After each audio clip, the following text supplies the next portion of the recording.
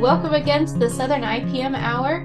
Today's IPM Hour is focused on working groups, all about formation, funding, and keeping that momentum going. So I'm really excited about this webinar today.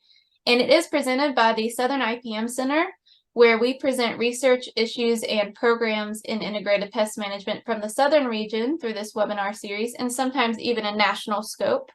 I'm Kayla Watson, the Communication Director of the Southern IPM Center, and we are housed at both NC State and UGA with a mission to coordinate IPM across the region.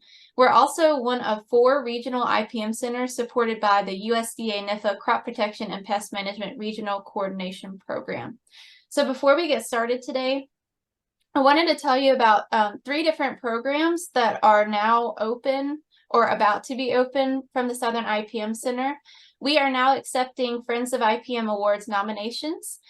This is always a really exciting time of year for us because we get to see all the great work that IPM folks are doing in the region. So we have 7 professional categories and 2 student categories, and anything from educators to practitioners to groups, grad students and doctoral students, and we even have an IPM Hall of Fame category. So you can go check that out. I'll make sure to put the link in the chat in just a minute for the Friends of IPM Award nominations. And that will close in October, so you still got about a month to get those in.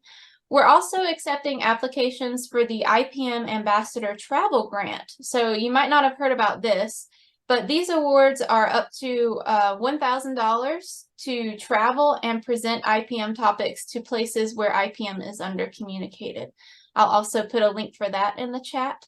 And then, and by the way, that one is a rolling category, so it doesn't have any sort of time limit on that one. And then our biggest program is opening up on Monday, and that's the Southern IPM Grants for funding of up to $30,000 for projects and $40,000 for working groups, with a cap of about $250,000 total. That it usually ends up being about 11 or 12 projects a year. And I will let you see those previously funded projects in the chat as well. So those 3 programs, you know, if you're trying to get more recognition for something in the IPM world, these are all great ways to be able to do that. So yeah, some big things happening at Southern IPM Center this time of year. But what you're here for and what I'm excited about is for the webinar today. As a reminder, this talk will be recorded and that link will be available after the webinar. So you can feel free to go back and revisit things or even send it on to your colleagues if you think that it might be of interest or helpful to them. And if you have questions for the speaker as we go throughout the talk, we're going to be answering those questions at the end. So you can type those questions into the Q&A box located on the bottom of your Zoom screen. And the speakers today, we have Ash Sial from University of Georgia and Rebecca Melanson from Mississippi State. So welcome to both of you, and thanks so much for joining us today. And for those of you who are wondering why myself and Ash, why are we giving these presentations about working groups?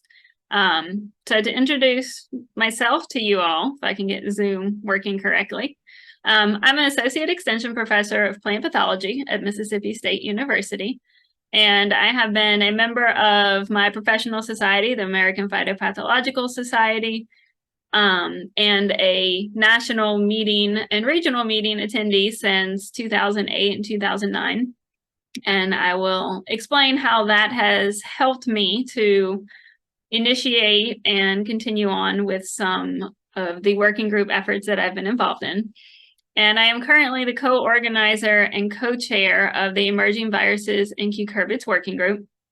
And tied to that working group, I'm also the recipient with other collaborators of 2 of the Southern IPM Center grants related to working group development and outreach. So those were both one of the ones that Kayla mentioned, the $40,000 to have working group and outreach activities. And I am Ash Sial. I am a professor of entomology and also serve as a small fruit entomologist as well as IPM coordinator at the University of Georgia.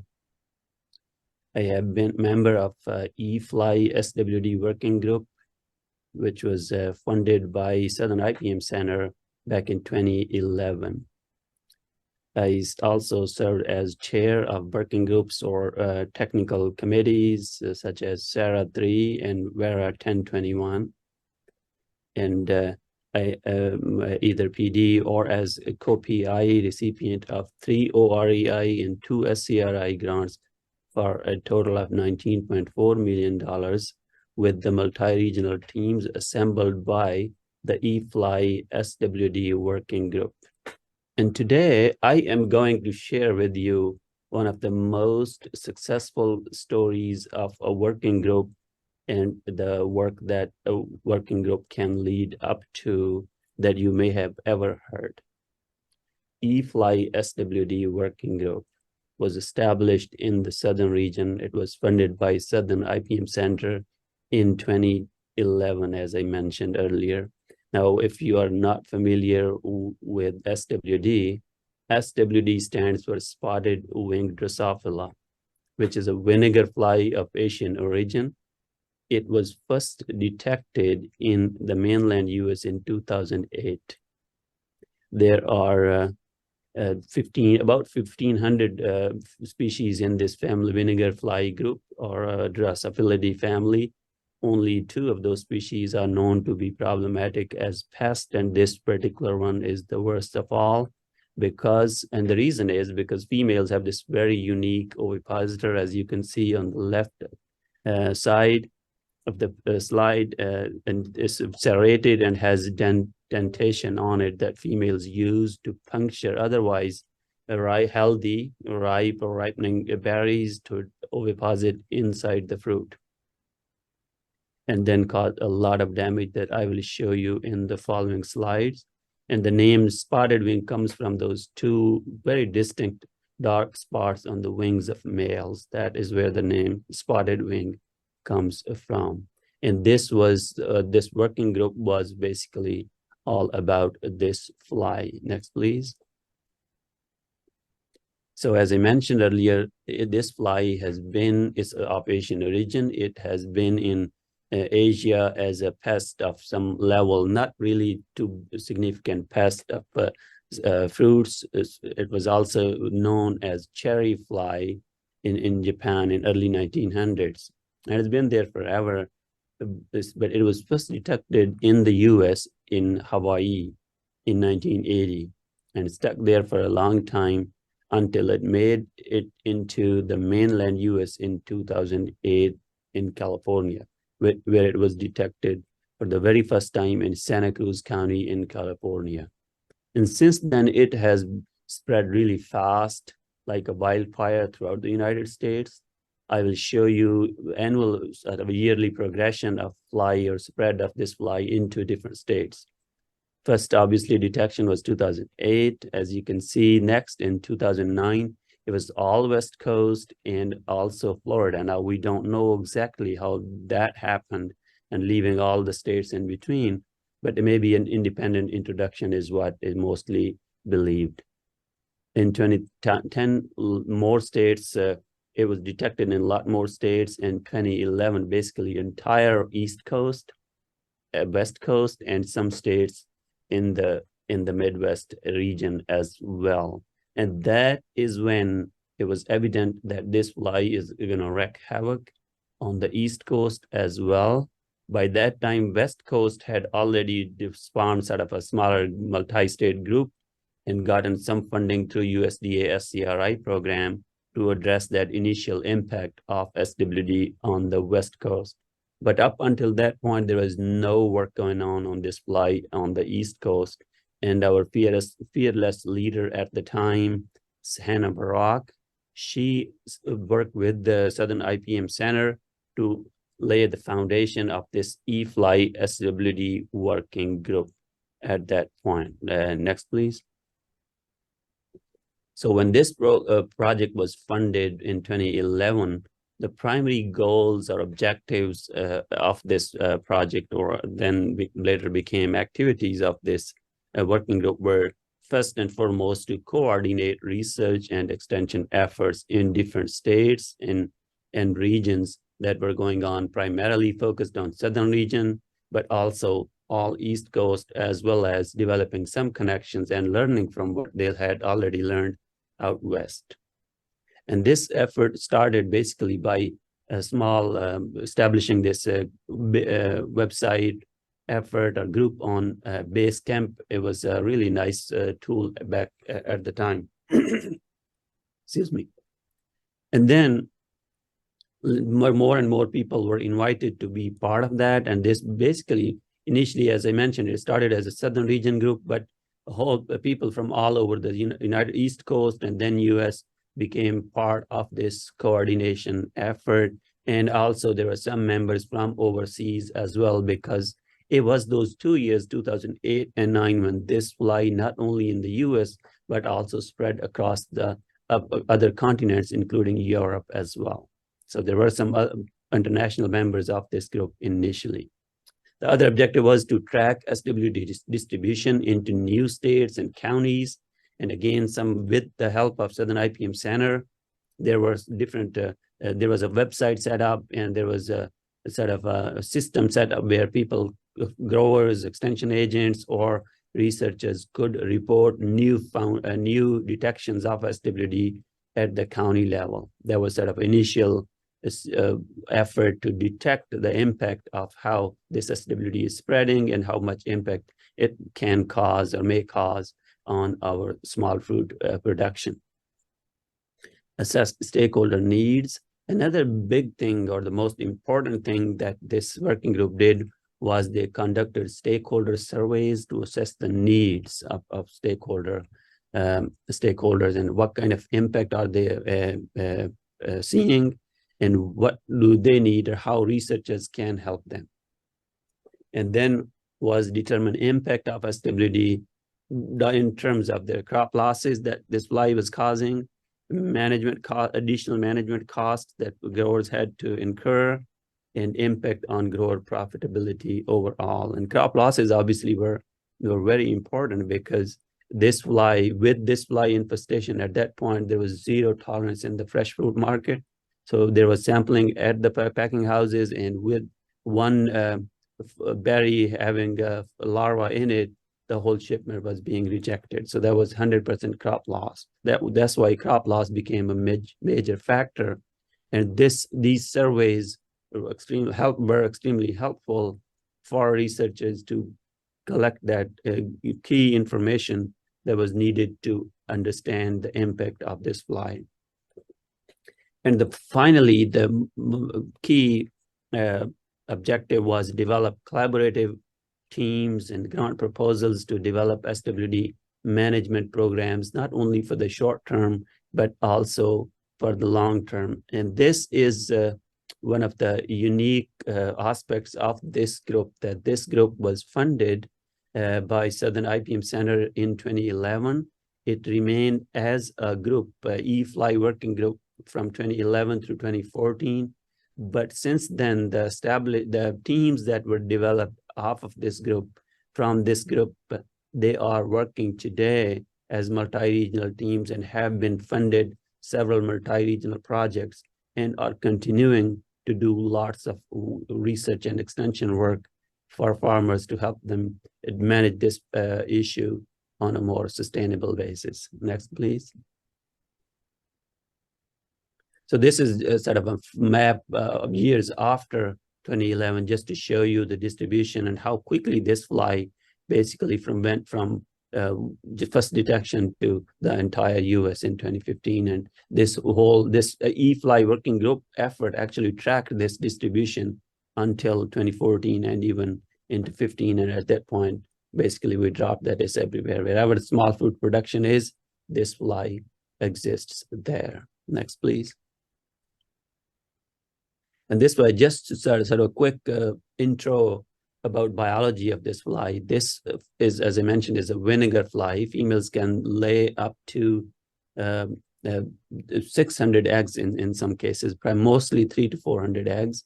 And those eggs, once laid in the berries, can develop into larvae within 12 to 3 days. And they can complete the entire cycle from egg to larva to pupa to becoming adult in a very short period of time of 8 to 10 days at 25 degrees centigrade. It may happen even faster in conditions of higher temperatures that we mostly experience, as long as they can have access to higher relative humidity where they can survive and develop. And one thing, again, another really key output of this E-Fly working group was this impact data. As you can see here, increased management costs of 129 million. This was the last survey that was done out of this E-Fly working group team to gather information on impacts of SWD. And the result was annual crop losses were determined by farmers to be $718 million at the time, and increased management costs were 129. And since then, we have sort of estimated that it's about close to $1 billion pest annually. And then females, once they are adults, they lay eggs in otherwise healthy fruit. You can actually see those eggs via the breathing tubes that stick out of the oviposition sites on the berries, as you see in this picture. They're white pair of tubes that you can see even with naked eye if you have some experience, or very easily under 10x hand lens. And then in very short period of time, as eggs hatches and larva develops into next stages, this healthy, normal berry turns into unmarketable fruit in a relatively short period of time. Next, please. So this is as a result of that E-Fly working group. As I mentioned, E-Fly working group laid the foundation for lots of small fruit researchers to build multi-regional, multidisciplinary teams that went on to compete and win those big multi-regional projects. This is one example that was of SCRI project that was funded under leadership of Hannah Barak. She was project director with the researchers involved from several major universities from throughout the US, as well as USDA ARS. And of course, as the E-Fly working group started with the coordination effort, there was sort of a nickname for this group was SWD Coordination Group. This group developed strong collaborations with stakeholders, some strong relationships with stakeholders, and every project this team had developed had a big stakeholder input through the advisory boards they developed. This particular project had advisory board members. There were 13 advisory board members that were there that would meet with the team annually to give their feedback on research and extension efforts. Next, please. So at the time, this fly was obviously causing problems in all fruits, not only conventional but also organic. And organic were in particular more problematic because there are very few tools to manage this fly that were organically approved. Basically, from a chemical standpoint, only Entrust was the one that was working, and the rest of the basically was nothing else was working. And the farmers, in some cases, were actually dropping their certification of being organic to either completely giving up on small fruit production or dropping their organic certification to being conventional farmers because of this particular fly. There was a lot of need for organic work, and this team basically rose to the occasion to, again, develop another project more specific to organic systems and investigated organic management strategies for that. It was $2 million project that was that I led at the time, again, with researchers from multiple universities and USDA ARS. This project team had 17 stakeholder advisory board members from 15 states. As I mentioned, collaborations with stakeholders is key to success of any applied teams that we develop to do research and extension work. Next, please. So after finishing this first OREI project, we obviously, there was still need, and we wanted to continue that work on organic management to continue the progress that we initiated with the first project, and another project was funded. Again, I was the PD on that with the multi-regional team to continue developing more sustainable organic management strategies to control SWD. Next, please. So basically, from these two organic projects, the whole of our team collaboratively published 104 peer-reviewed publications, 69 extension publications, and 2 book chapters, and filed 2 patents on new products that developed as a result of work of our team. Findings of these projects were disseminated to stakeholders. We had 254 presentations, 10 webinars and workshops, 4 international symposia, 36 grower trainings and field days, and numerous other educational resources that were developed and distributed to stakeholders. So there was a lot of work done on these projects, and there was, lots of outputs and impacts as a result of that work. Next, please. So after the first SCRI project ended, then our team decided that there's more work that needs to be done. At that point, we had really figured out good part of the biology of this pest, and had addressed the immediate needs of farmers in terms of controlling the flies, but we still lacked this more sustainable options because management programs were all primarily broad spectrum insecticide based at the time. So we decided to submit another project that I led as PD, and it was again funded by USDA NIFA through SCRI program for $5.4 million. This was a multi-regional team that worked to develop more sustainable strategies to develop management programs for SWD. And one aspect that this team worked more focused primarily on was biological control. Again, this work started back in 2008 or 9 since the beginning of this fly, but had not come to fruition until this project started because of the issues and delays that happened. And then this nature of the process of classical biocontrol that involves lots of steps and approvals. Next, please. So, and then at the end, again, after our first 2 OREA projects, another project was funded last year under leadership of Phil Fanning from University of Maine. And this project is currently ongoing as well to further develop sustainable strategies to control SWD in organic systems. Next, please. So when you look at this e-fly working group, which turned into evolved into sustainable SWD management team and sustained this team for a long time. It was a lot of work that was done by this team. And just to summarize the key accomplishments of this team, they are, developed and disseminated pest management practices to growers, such as use of red sticky traps, monitoring rotation of insecticides, and so on and so forth. Modeled economic situations on the ground to compare cost benefit between different pest management practices, and develop decision aid tools to help farmers make decisions. Secured permits to release biological control agents. Again, this was classical biocontrol work that I mentioned earlier. It took us 10 years, almost more than 10 years, to get full permission to start testing those and releasing those classical biocontrol agents that were collected from native regions of SWD from Asia.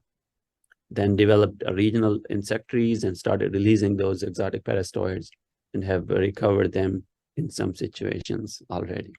Monitored insecticide resistance nationally and developed new molecular diagnostics methods to detect SWD resistance and fitness costs of resistance. And finally, this team developed crop-specific and region-appropriate innovative approaches to effectively control SWD, and communicated those strategies and research findings to stakeholders through all kinds of means. Evidently, impact of this team was it did transcend national boundaries, and did not just stayed without, or just was not just realized within the US, but also internationally. And we have collaborators from other countries that were using our outputs and what we learned to implement and manage SWD in those places in Africa, Europe, South America, Mexico, and Canada. Next, please.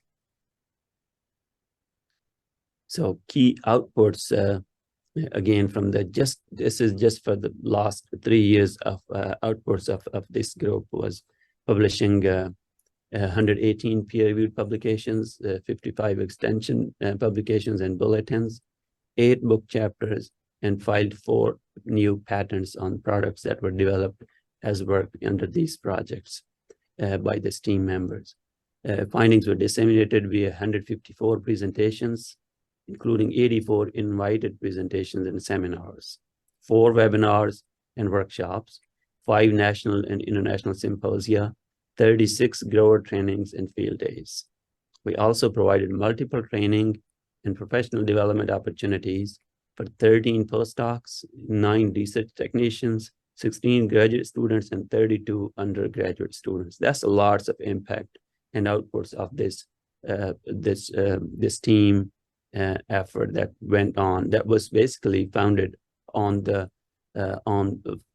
this eFly working group that was established way back. So, and not only that, this group went above and beyond in terms of their impact. And one of the unique impacts that we had was our collaborations with stakeholders. As I mentioned earlier, we developed strong collaborations with stakeholders and also policymakers, which led to the introduction of this new legislation, the SWAT Act of 2023, which was sponsored by Senator Pete Peters of Michigan, and is now been supported by several other legislators from several other states, and is part of the current Farm Bill discussions that are going on at the Hill right now. And the goal is to provide continued federal support for research to manage SWD beyond our current project. With these outputs, this, again, as I mentioned earlier, this working group and its leading teams that were made out of that came out of that group is one of the most success stories I have ever heard of a working group. And this should be used as sort of a model system for any new teams that need to, and that are developed or want to develop, to use this model to follow and go on and do bigger and better things. Next, please. And the work that our team, the Sustainable SWD Management team did was, of course, recognized with several awards, including the 2021 Friends of IPM award in the Pulling Together category, and also most recently 2023 ESA Pi Section IPM Team Award. And these are just the team awards, and lots of our team members have received individual awards that went to those individual team members by reputable organizations at the regional and national level. So this is, again, one of the most successful stories of a working group that started as a working group at the regional level and became a national team that has done lots of work and has been successful at many levels, and could be used as a really model for the new groups and teams that are developing to address similar issues. At this point, I will pass it back to Rebecca to share her examples and experiences with us. Thanks, Ash. So Ash has had a lot of work done on all of his working group efforts and the things that have stemmed from his working group. And I guess my perspective is from 2 different perspectives. So as I mentioned, I am co-chair with Bill Wintermantle of USDA ARS in Salinas of the Emerging Viruses and Cucurbits Working Group. And this is a fairly recent working group that was developed. It kind of began out of discussions at an idea cafe at the National American Phytopathological Society meeting in 2021. Idea cafes are just informal group meetings to focus on a particular topic. So anyone who's interested in that topic can join in. The 2021 meeting was actually a virtual meeting. And so as opposed to the 10 or so people that typically show up to each Idea Cafe discussion, we had about 60 people. But in that discussion, we realized and talking about emerging viruses and cucurbits, that this was a problem in multiple areas, particularly in the United States, and there was a lot of interest. And so the issue that we began discussing was that over the past 25 years, various viruses and cucurbits have been introduced into the United States in one cucurbit producing region or another. And then over a period of time, then a virus that may be present in one region becomes present in another region. And so we were discussing this issue of spread within the United States, as well as the introduction of new viruses. And this Idea Cafe discussion was only accessible to the people that were available at Plant Health.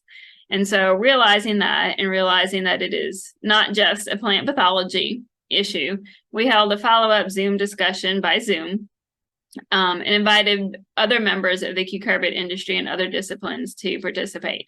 And what we kept seeing was interest and concern by the members of the cucurbit industry about these emerging viruses. And so we wrote a grant to the Southern IPM Center for the 2022 grant program. And the focus was going to be strictly on developing the Emerging Viruses and Cucurbits Working Group, trying to bring the people together to continue to discuss these issues, and then also to participate in various outreach activities, including the development of educational resources. So that was in December 2021. It kind of went along pretty fast from the first Idea Cafe discussion. And we were awarded funding beginning in March of 2022. So it was a fairly short period of time from August 2021 to March 2022 when we officially became established as a working group. And so now we're only looking at about 2 years. So in that 2 years, what have we accomplished as a group? We focused again on group development and outreach. So we held quarterly meetings to bring people from the industry together. We have currently 24 members representing regulation, extension, research, academia, industry, government, and from various cucurbit producing regions in the US, as well as a few international members, knowing that what happens in the United States or in other parts of the world may also affect what is going on or what may come into the United States at some point. So these discussions and kind of what the needs were by all of these representatives from within the cucurbit industry were discussed at all of our quarterly meetings. And we tried to hold these in person in conjunction with larger meetings or with extension meetings so that we could get input and try the best we could to get people together when everyone is already attending so many different meetings. But all of these meetings were had a virtual component as well for those of the group who could not necessarily travel.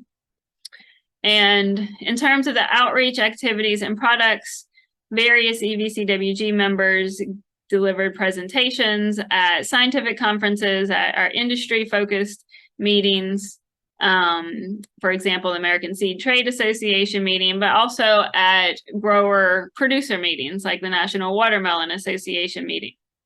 And so, again, trying to educate members of the cucurbit industry about what viruses were present, what the impact was, how they could be managed along with their vectors. Again, just trying to make people aware of the problem. Just as diagnosis is the first step in disease management, you have to know what problems are present or what may become a problem before you can know what actions to take. And so, in addition to delivering these presentations, a large focus of ours was on the development of educational resources. And this included a website, ecucurbitviruses.org, where we could freely post these educational resources, and that is hosted by the Southern IPM Center. We developed a number of fact sheets, educational postcards, as well as a few webcasts and videos. So this is just an example of our webpage. that has all of the information that, we're trying to have this be a one-stop shop for people interested in learning about the viruses and trying to get information about their identification and management, not just stakeholders, but also diagnosticians and other researchers who may encounter these viruses as part of their research or extension programs. And then these are just some of the fact sheets and postcards that we had developed, again, trying to do our best to get the information out there. So we had a number of these printed, and this is something that we plan to continue to do, focusing fact sheets on new viruses that may be of concern. And this was the example. We have a couple of videos that we did for the website, but also this was one that was done for Grow Plant Health Exchange, which is the extension arm of the American Phytopathological Society. So again, just trying to get the people who are working on these viruses and have knowledge of them to help develop these resources so that we can educate those who need to know it. Again, if you educate stakeholders and those in the cucurbit industry, that's the start. You need to know, like I said, what is available, what is potentially a problem, and then how to identify who to contact and how to manage those potential problems. Another example of a working group that I am involved in, this was something that was well developed before I started at my job at Mississippi State, but having vegetable extension responsibilities in plant pathology, this was a natural fit for me. The Southeastern Vegetable Extension Workers, or CVU. This is a multidisciplinary group that includes professionals in horticulture, entomology, plant pathology, weed science, and even now, as this book has been expanded, they're adding information about food science as well. But it's a group of extension workers from, I think we're up to about 14 universities in the Southeast. And they developed initially this Southeast U.S. Vegetable Crop Handbook. And the group has been meeting annually since 1998 to continue to develop and update this handbook. So this is their major product. The handbook is 300 or more pages. It is printed, has been printed annually and distributed to 8,000 or more growers and educators throughout the Southeast. And so this is a huge deliverable for this group. And so the part that I am involved in, other than helping to work on the book, but in terms of how the CVU group is working to expand its reach, this vegetable crop handbook has been printed for many years as a printed copy. But a lot of people now are using their phones or the internet to get this information.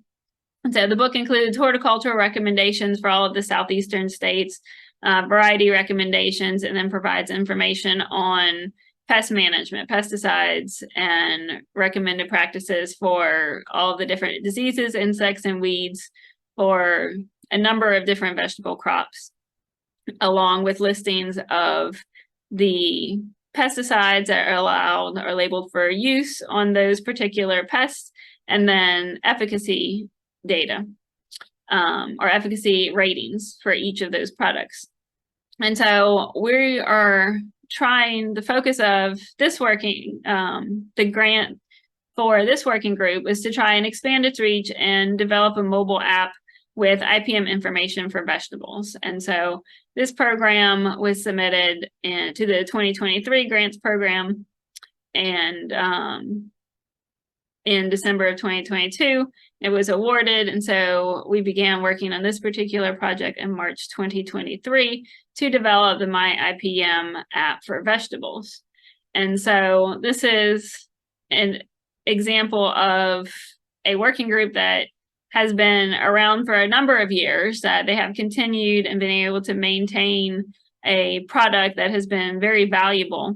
But then now we're just trying to expand and give it increased reach. And so this, like I said, this is the mobile app that we're using to try and increase the reach of the working group.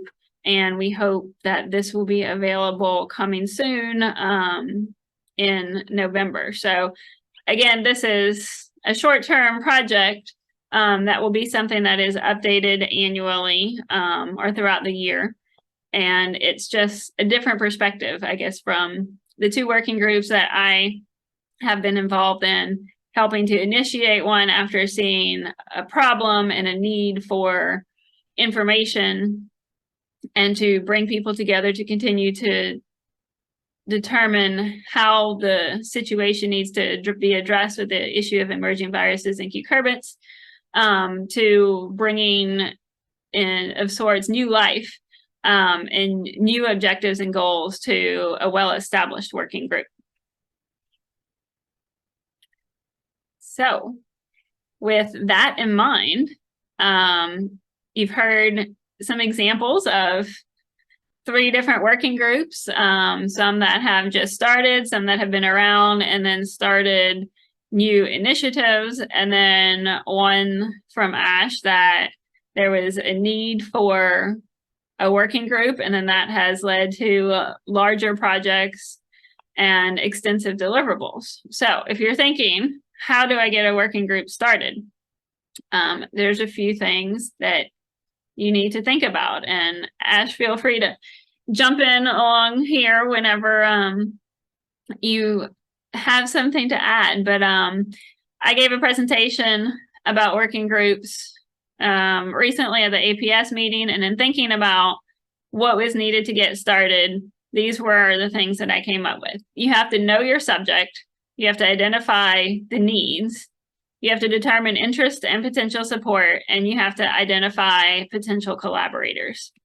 And all of those things can be accomplished through doing your research. If you are in extension, if you are in running a research program, if you are conducting research even as a graduate student, you're going to be reading the literature. You're going to know what research is being done on a particular topic. You're going to know what's out there. If you're doing research, you may be conducting that research, and good research leads to more questions. It may give you some answers, but it leads to more questions. And so you may determine your own needs about what you are not able to answer in a particular experiment. Attending scientific meetings and presentations, and attending producer commodity meetings. Again, if you are out there listening to other people talking about their research and what they're seeing or the problems that they are having, especially if it's growers and they just can't find a management solution that works for them, that's all going to help you to identify potential needs, determine interest and support, as well as potential collaborators that may want to help you solve and answer some of those questions. And at some point, once you have done this, again, it may take a while to get to the point where you feel comfortable with steps 1 through 4. Or it may be just a very short period of time, but at some point you are just going to have to move forward and go for it. To formally establish a working group, you're going to develop a plan and execute it. Try to move forward, try to get that concrete plan down. All of the things on this slide, in some way or another, have a level of planning and execution, but you need to at some point just take that next step and try it out. So one thing I would like to add here is that the first point, know your subject. And lots of people have this hesitation, do I have a significant issue at hand? And that may not be the case. Don't get hung up on that first step. You can have, a new emerging issue that can be a good foundation for a working group, or you can have a chronic issue that has some aspects that have not been investigated or that need more investigating, and that stakeholders have more questions about those. Just consider those specific aspects and make those focus of your working group. and get started. Sometimes these things, even smaller questions, lead to bigger questions and lots of momentum moving forward. And when it comes to those bigger outputs, like big, say, multi-regional grants, they're very competitive, and you have to have very well-established team and good questions, and those do not come overnight. You have to have lots of people, lots of brains come together, and these working groups do provide really good platform to do all that. And I don't know all of the working groups that are out there, but if you are doing your job and conducting the research, you don't have to sit there and think, oh, I want to develop a working group one day. Where do I start? I think just participating and doing your research, being an extension, whatever position it is, if you are in integrated pest management, this is going to come naturally. You're going to be doing these things and you're going to see needs, and it's just going to make sense. So in line with some of those things, make the most out of your professional meetings, whether it be APS or ESA or the Weed Science Society of America. Get involved and be an active participant. Listen to those presentations, visit posters when the authors are present, talk to the people that are doing that research. Again, it helps you to identify potential holes that may be good for developing larger research proposals to try and secure funding, but it's also going to help you try and identify potential participants and collaborators on that working group. Joining committees, whether it's subject matter committees or individual career pathway groups, and attending those committee meetings to participate in those discussions, using the society online communities to try and garner interest about particular topics. Those are all ways that you can participate, even if you can't physically travel to a meeting. A lot of these things are moving virtually now. It's a way, again, to create discussion and get feedback and input. Looking at trying to be an even more involved participant. These national meetings, they have special sessions, most of them, APS and Plant Health. Special session proposals are typically due in November. What we did actually for the Emerging Viruses and Cucurbits Working Group, after we had been meeting for about a year, we thought this was a good tool to try and reach people that may not typically deal with the emerging viruses and cucurbits. And so we built an entire special session about the working group's focus, and included information about the working group in there. So again, if you were looking at spotted wing Drosophila, or if you were looking at whitefly issues, you can submit a special session at either APS or ESA and try and get more people involved and work on outreach in that way. And again, I know at least APS and Plant Health for the last several years, they've had the Idea Cafe proposals typically due in May. And again, this is just to get that informal group together, maybe meet new people and try and identify potential collaborators to begin those working groups. Again, large meetings bring people together. An issue may be a regional issue, or it may be more national in scope. You've seen that with the example that Ash illustrated. This is also illustrated with the emerging viruses and cucurbits. Even though I didn't show you any maps, it's been very similar in terms of where these viruses are spreading. APS, ESA, your professional societies have national annual meetings. Many of them also have regional meetings. And so using these as opportunities to meet with other people in your regions or other people throughout the United States or world, this can be a good source of input for you and networking. But don't just think about professional meetings. Think about other meetings, such as extension and industry meetings. These are also meetings where, again, you can help, you can they can be used to help identify needs from your stakeholders, from the growers, the producers, or breeders, for example.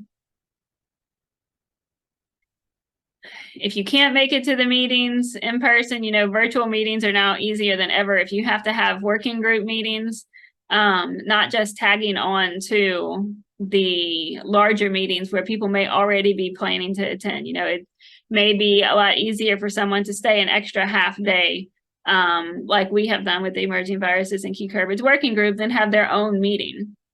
But if you can't do that, virtual meetings are easier than ever. There's a number of different virtual platforms you can use to bring people from all over the world together, from different geographies, different time zones, and your professional societies, as well as the IPM centers and even the universities, can help assist you with conducting those meetings or setting them up. You got to consider, if necessary, the broader picture. If your mission, ask yourself, is your mission interdisciplinary? Use these meetings to connect with other production and pest management disciplines, whether it's in breeding, horticulture, entomology, plant pathology. There may be a connection that bringing in those other disciplines can help you address something, particularly if it's, for example, an insect vectored virus. But also connect with other industry sectors, extension, government, regulatory research. There may be a connection between those different sectors, and that could help you to make sure that you are fully addressing issues as much as possible. And then once you've done these things, set your goals and develop a plan for success and just go for it. Again, you need to form that core partnership or team to flesh out those goals and objectives. Maybe you have a steering committee for a working group, and then you start there and then identify other potential collaborators. But you need to determine what you need to meet your goals and objectives, whether that be participation from individuals from those various sectors, whether it be support from individuals or groups of stakeholders. And then if you need funding to conduct some of the outreach activities or some of the research side in or associated with a particular working group, then you need to identify some of those sources of funding for whatever it is you determine those goals and objectives are that you want to meet. And so just thinking in terms of some of those resources that you may consider when writing grant proposals or when trying to develop that plan, make use of those regional and national professional society meetings and any associated opportunities that they may provide, whether it's something like the Idea Cafes. For example, APS has, I mentioned Grow Plant Health Exchange, the extension outreach arm of APS. We had the EBCWG video that was posted on that has a very large audience. So that was something that we could tie into. There's lots of different opportunities that if you are in a professional society, by being that active member in that society and looking for those opportunities, you'll see what fits in with what you are trying to do with that working group. And then again, we're here with the Southern IPM Hour, the regional IPM centers. Kayla mentioned at the beginning of the webinar various funding opportunities that are available. The IPM centers also offer various services that may be related to technology, content management, evaluation, and communication. And so definitely use them as an example and for support, particularly for supported projects. As she mentioned, funding for the grants program for the Southern region opens up on Monday, and the working group funding opportunities, you can apply for funding for development and team building only, or for development and team building plus outreach activities. And so that's the difference between the $10,000 and the $40,000. I believe I got that right, and it hasn't changed for this upcoming year, but the RFA will be available online, as well as RFAs for each of the other regions in the regional IPM centers. And then they also have various informational webinars like the one you're joining here today. And then if you want to check out some other examples of working groups, a lot of the IPM centers have working group web pages, particularly of funded projects that give short descriptions of the working groups. And so you can kind of see what's out there and maybe get some ideas for what may be applicable to your particular areas of interest and the needs that you're seeing in your crop and pest. So, Ash, do you have anything else to add to that, or?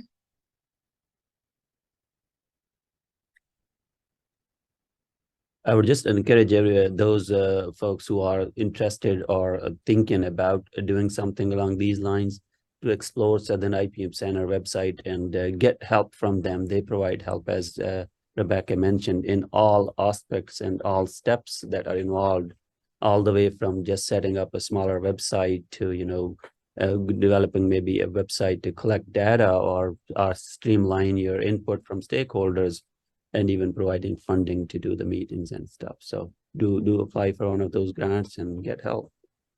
Get that started. And those are all things that could be tied to getting started with a working group. So. And then in that process, if you have any questions, again, both Rebecca and I'll be glad to answer now and or later. If you have any questions, just contact us using information on the screen here. And let's see, Kayla, if there's any questions, I don't know if you want to filter them if we have time for questions. Sure. So thanks to you both again for this presentation. It's been great. I'm really happy to hear that the Southern IPM Center is a good resource for the region. And, there are other IPM centers, if you're not in the Southern region, that do funding. And of course, there's national efforts as well. So I just want to thank you both for doing this talk today and also for being advocates for the Southern IPM Center. We do have one question, and it's actually coming from Roger McGarry, who is a co-director of the Southern IPM Center.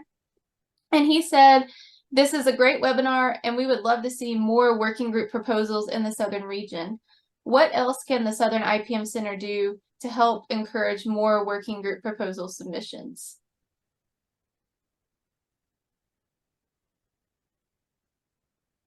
So is there anything else that we can do to help to either encourage people to apply or just be the best advocates we can be for you guys? You already did. The most important thing is by organizing this webinar to sort of show everyone all steps that are involved in the process to establishing a group or even starting to think about group and all the way to, getting to bigger and better outcomes of these projects. The other things you can do is basically advertising the programs and funding, grants that Southern IPM Center provides, and also all kinds of support that maybe especially young faculty members or extension people may not be fully aware of those resources that they have access to without any funding involved. That's what Southern IPM Center does, and it has done a lot for me as I went through those initial stages of my career and took a lot of benefit out of those resources and utilized those. All of those new young faculty member research extension personnel should access those resources and utilize those to benefit to your own benefit. For me, I can't remember exactly how I got tied into the funding opportunities through Southern IPM Center, or the fact that they did provide funding for working group development. I'm glad I did. And I think just trying to make people aware of Southern IPM Center in general. Ash mentioned the younger faculty, or not necessarily younger faculty, but early career faculty.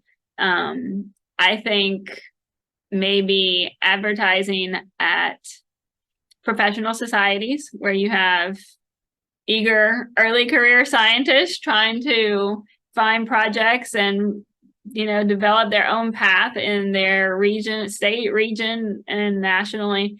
that would be a good opportunity for them to key into some of these funding opportunities. And also, having advocates within those societies, especially those that target pest management. And then also at the different universities as well. I know the newsletter comes out with the announcements and different articles and everything, but just trying to maybe make more people aware of that and get more people signed up for that. That would be my input, just with my experience. Definitely. Thank you both for that that feedback. And I think Roger probably has a follow-up comment to that. Roger, if you'd like to go ahead and talk. Yeah, just thanks again for the webinar. It's really helpful to have this information out there, and I hope you'll be able to get this information out, maybe as an article or something like that. But just to reiterate, our center does have services such as we have an evaluator on staff, Tegan Watercall, we have Kale as a communicator, and Joe, as you know, has a lot of technology services. So if there's anything we could do to help you get started, like even if you want, like I need to reach out to other people, can you help us organize, just an initial Zoom meeting or something like that? Or another option is a pest management strategic plan. That's a great example of a document that you can get people together to just look at what are the priorities, what are the needs on a certain crop or commodity. Maybe it's a smaller commodity, such as tea or something like that no one's even looked at before. So just encourage you. We've got services. You don't have to be funded by us to use those services. So please, if you need help to get a working group together, please reach out either to one of our speakers or to us. We'd love to see more working groups. So thanks again.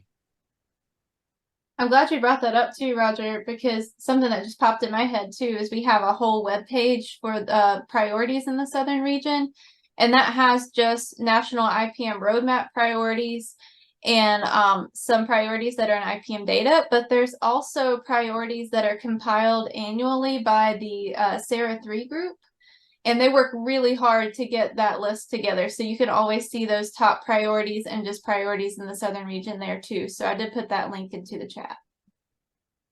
And I will say, if you are applying for grants, follow the RFA, follow the instructions. They have rubrics, they have everything for, how you will be evaluated. And so those priorities are a big thing. They help, and that helps you to identify needs as well, especially for something that may be relevant to your region.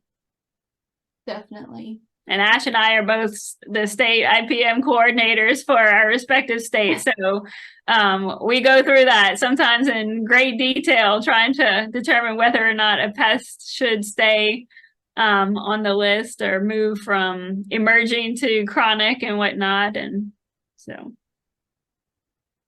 definitely just know that resource is available for everyone. Again, even if you're not funded by us, it's still there as a resource for you guys. So I realized that we're over time. If anyone has any questions, you can feel free to email me and I can get you in contact with the speakers today.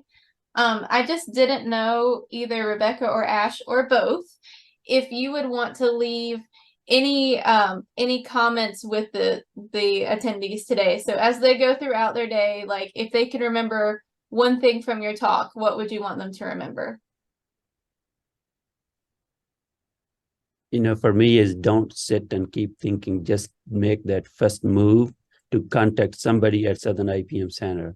I'm sure you'll like that, and they'll walk you through every single step, all the way from planning to actually providing you funding to make that happen.